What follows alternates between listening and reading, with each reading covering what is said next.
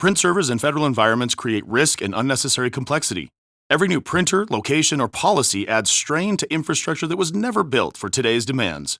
FedRAMP High Authorized Printer Logic eliminates print servers with a secure cloud-native, zero-trust solution designed for federal IT. With advanced security, centralized control, and simplified management, agencies can modernize print without added burden. See what secure serverless printing looks like.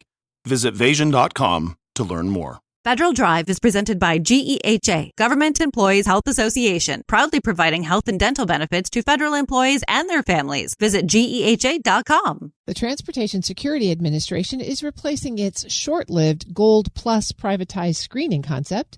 Instead, TSA's new leader wants to build on the agency's existing private screening program.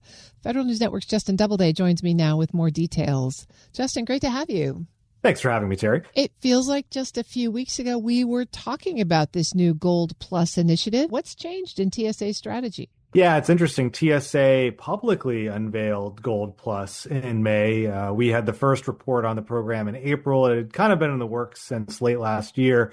But now new TSA Administrator David Cummins is moving to replace this program under what they're calling the Horizon 25 strategy. This is coming as TSA approaches its 25th anniversary.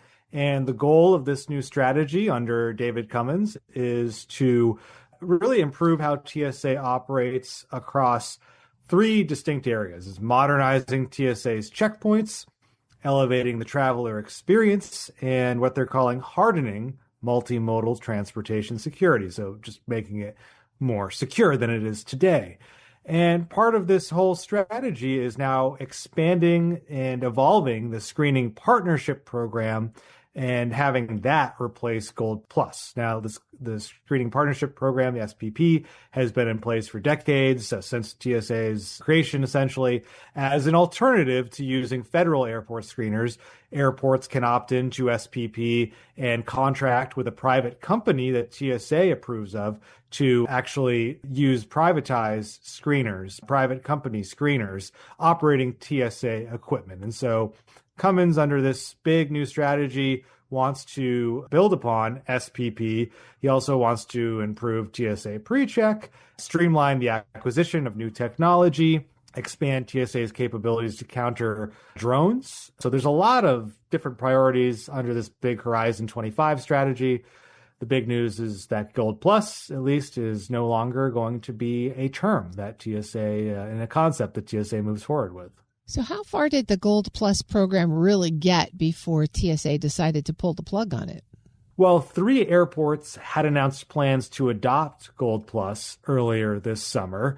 Those 3 airports were Tampa International Airport, Des Moines International Airport, and Charleston International Airport. So a pretty big one in Tampa, 2 smaller ones in Charleston and Des Moines, but significant that they had opted into this concept. And Gold Plus as a concept was, kind of moving beyond SPP by not just having private companies provide the people, the screeners, but also have those private companies be involved in managing the technology that the screeners use to screen air travelers for banned items and things like that. And so this was kind of a step beyond. It was aimed at innovation, and those 3 airports had expressed an interest in moving forward with it publicly. But actually, in line with TSA rolling out this new strategy that replaces Gold Plus, Tampa International Airport announced on Monday that after reviewing Gold Plus further, they were no longer going to move forward with it and instead stick with their federal airport screeners. Did Tampa explain why they weren't going to go forward with it? Were there certain characteristics of it that proved problematic? They didn't mention anything particularly problematic, but what they did say is that Tampa was able to do a more in-depth review about the Gold Plus program after opting in. Opting in allowed officials there to learn more about security, workforce, technology, financial, and legal considerations. And after conducting that evaluation, they decided to stick with the federal airport screeners. And so it's interesting that, after expressing some interest, they decided to take a deeper look and say, yeah, this isn't for us, and how that kind of aligned with TSA's own review of this program under David Cummins, who just was confirmed several weeks ago. We don't really know at this point. But Tampa at least decided that they would rather stick with the status quo.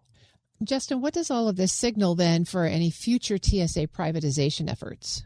Yeah, so it's a little muddy right now, but I spoke to both some former DHS officials and industry officials who were in the know on Gold Plus. And, they believe that Gold Plus ultimately didn't gain enough traction because it was a little bit unclear what exactly TSA was trying to improve upon. The program was kind of sold as an innovative program to streamline airport screening, but beyond that, TSA really didn't identify what that means. And airports were sold on it in large part because of the big DHS shutdown that happened over the past spring and the fact that privatized airport screening checkpoints fared better by and large through that shutdown because their employees continued to get paid, whereas the federal TSA screeners did not get paid, and you saw call-outs and a lot of big delays at airports. And so there was kind of a mismatch there, and interest in the whole innovation side didn't really come through, at least to this point. There was also a major contract for Gold Plus that was in the process of actually going through a down select when TSA announced plans to replace the program. They were planning to award that contract, a 10-year, potentially $13 billion contract, as early as September. And so it's unclear what's going to happen with that solicitation.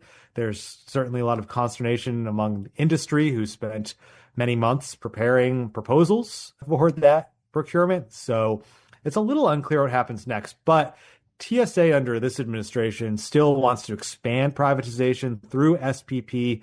And what I heard is that this whole goal of upgrading screening technology, that's not going to go away either. And so perhaps under David Cummins' leadership, TSA will try to find a way to just pair the existing SPP program contracts with technology and technology vendors to go that route rather than trying to create a whole new program out of whole cloth.